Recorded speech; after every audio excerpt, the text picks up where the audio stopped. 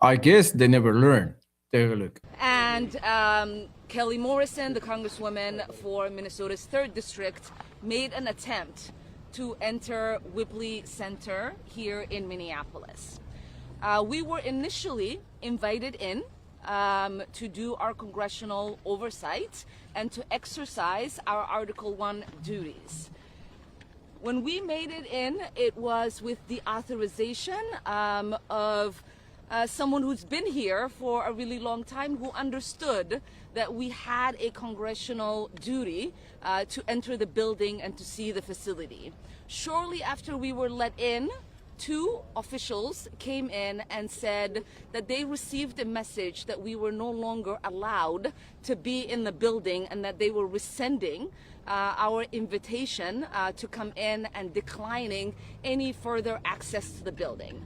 When we initially entered, I'll briefly describe what we saw. We were taken in to the monitoring center.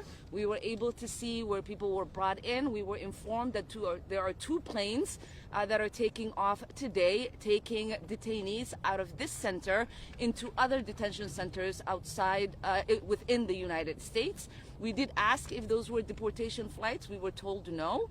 When we entered the detention center, we were able to observe about 20 people that were being detained there briefly. We also were told that there were showers we weren't able to see. We asked if there were hygiene products provided. They told us people are not held long enough to need those, which is insane because we've heard from people who have been detained here before. And so I will let. She is going everywhere, and we don't know the causes of denial entrance, but literally she was kicked out of the building.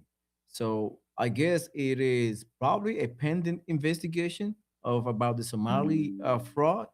Maybe it could be a possibility, but now she is crying and being upset because she's no longer have the power to do whatever she wants to do or used to do.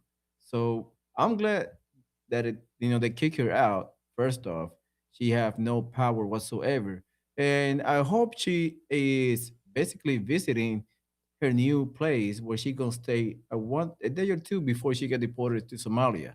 So don't forget to like and subscribe, comment down below, and let's take a look at a further explanation of why she got kicked out on her side of the equation. We have not heard yet from the officials in the building, but yet let's listen to it. 3rd District, I just want to step back and let's talk about our humanity. I agree with my colleagues. Everything that they said is accurate. As a physician myself, I was very interested to see what the conditions inside were. We were very briefly allowed to go in, but we saw no beds. We saw a lot of young men sitting with their heads in their hands. We were not allowed to speak to any of them. I have privacy forms that I was ready to hand out to constituents. We are better than this. This is not what our great American project should be about. Thank you. You want to take a couple? Dad, we'll take 1 or 2 Do you have questions. any sense of who decided to let you in the first place and then who decided to tell you to leave? Like, can you detail that at all? It was our understanding that we were let in by the former acting director that allowed us in.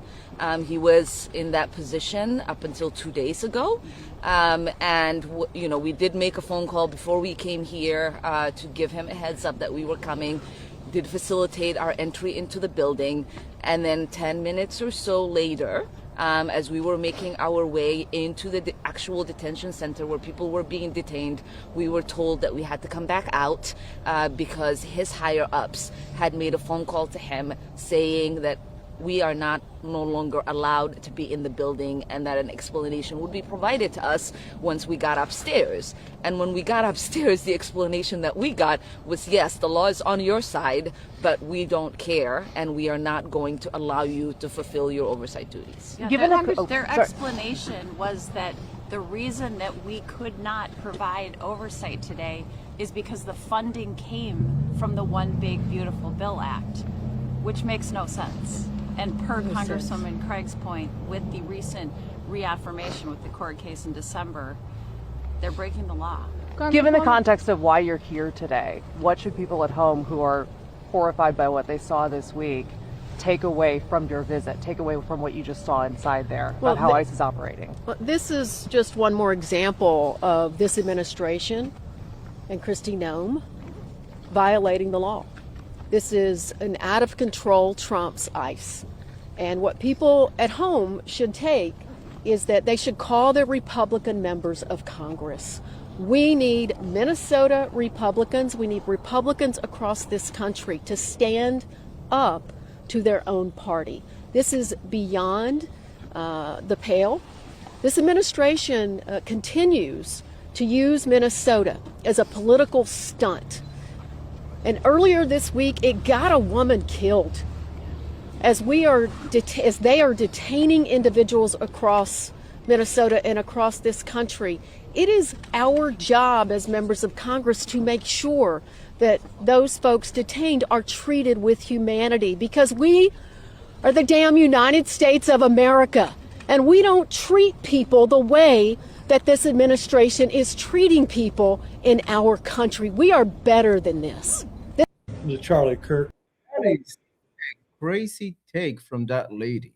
I mean, we should be treating people humanely, but yet the left are the one throwing rocks, abusing ICE agents, spitting on ICE agents' face, attacking police officers to say the least. But yet, when they turn, when we see their actions, it seems to be justified in their eyes. But now we have to sit back and do whatever they say. I don't think so. I'm glad Donald Trump it is strong on his stance of why we should deport all these people out, because if they overstay their visas or they are illegals and they have a warrant for it, why not?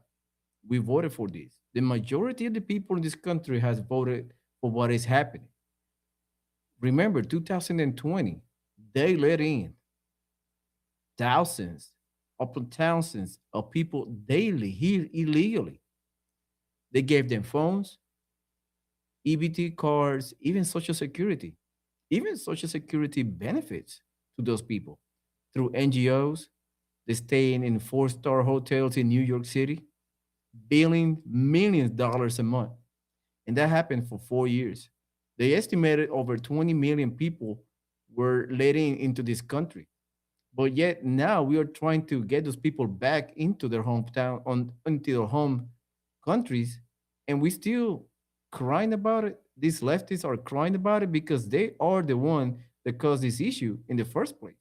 They were the ones that opened the floodgates, and now we are having a issue of it might take us a decade to basically get everybody round up, sent back home.